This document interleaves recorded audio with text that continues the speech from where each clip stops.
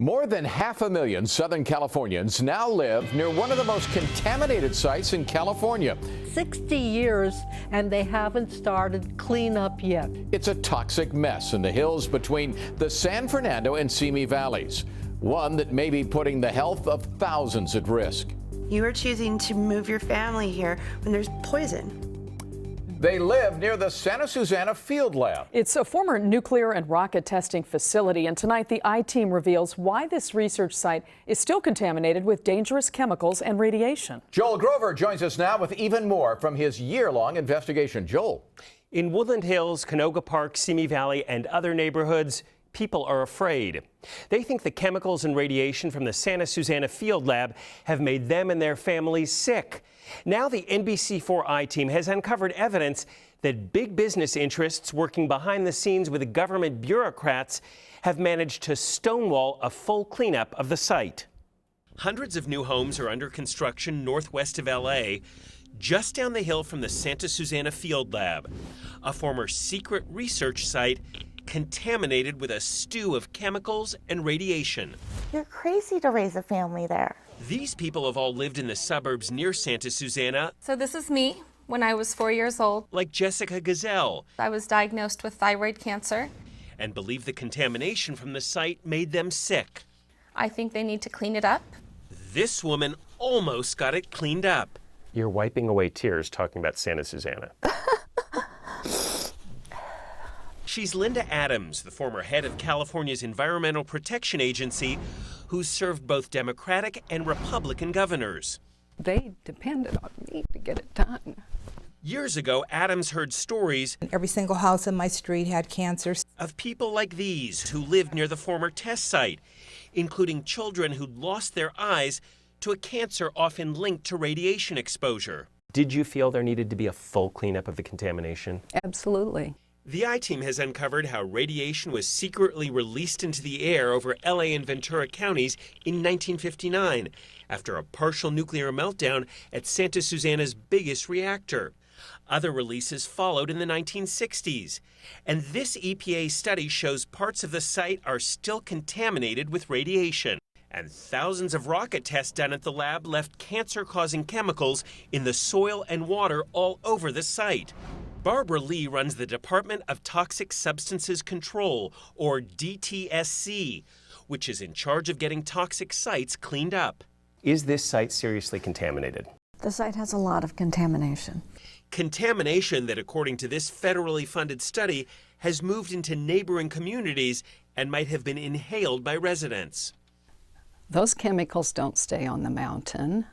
The population is below the site. This toxic site was once run by Rocketdyne, but is now owned by Boeing, one of the state's largest employers and a big contributor to California politicians, including Governor Brown. Even though Boeing didn't own it when most of the nuclear and rocket testing took place, as the current owner, they'd have to pay the millions of dollars it would take to fully clean it up, with some help from NASA and the Department of Energy, which also used parts of the site.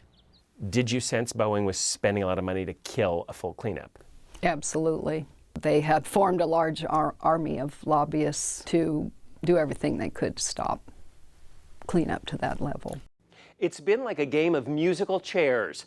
A former environmental aide to Governor Brown, a former head of the state EPA, and the former chief lawyer of the DTSC have all switched sides and worked on behalf of Boeing to kill a full cleanup of Santa Susana. It's a very smart and very evil strategy. Lisa Tucker of the advocacy group Consumer Watchdog. Boeing has very much hired people who were once regulating them. The Boeing company has employed cadres of people. In 2007, State Senator Sheila Kuehl went after Boeing. There are cancer clusters of various kinds of exotic cancers all around this site. Senator Kuehl managed to get a bill passed ordering the DTSC to force Boeing to fully clean up Santa Susana, restoring it to the way it was before the nuclear and rocket testing. But Boeing went to court and got the law thrown out, saying the site was being unfairly singled out by being held to such a high cleanup standard. It was an uphill battle. So EPA Secretary Adams stepped in 2009 and got NASA and the Department of Energy to sign agreements guaranteeing they would fully clean up their parts of Santa Susana.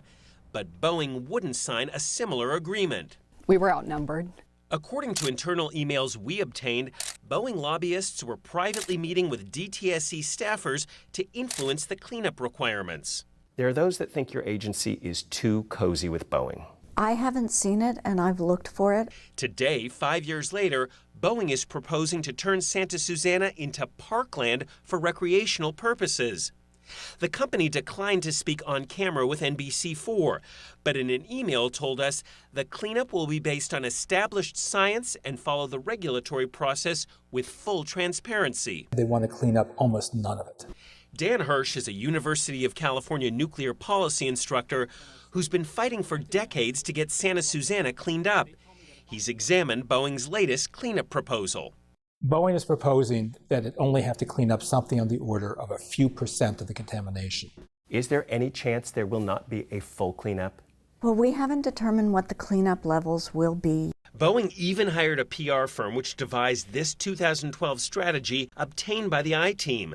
It says Boeing should target media, including KNBC, and convince them the site poses no significant risk to human health today, even though this federally funded study in 2007 found much higher cancer rates in the suburbs close to Santa Susana. Are you concerned contamination from that site is still spilling into neighborhood communities?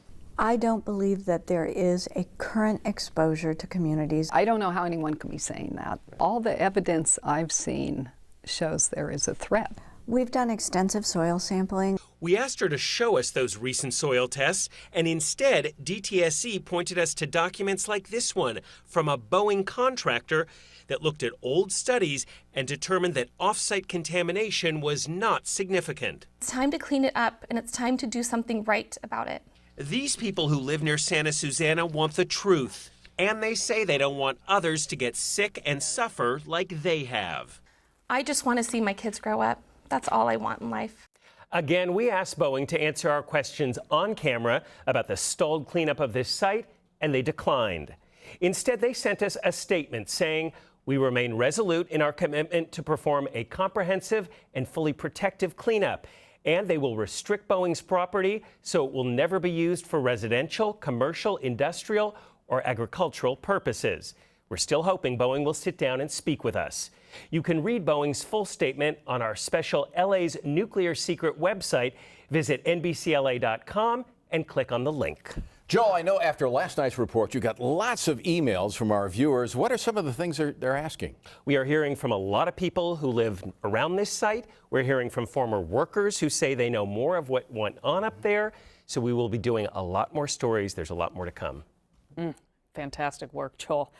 Well, you can learn a lot more about this I-Team series on our special LA's Nuclear Secret webpage. There you're going to find additional information about the field lab, including timelines of its activities and even more interviews with the whistleblowers and community members who live near that site.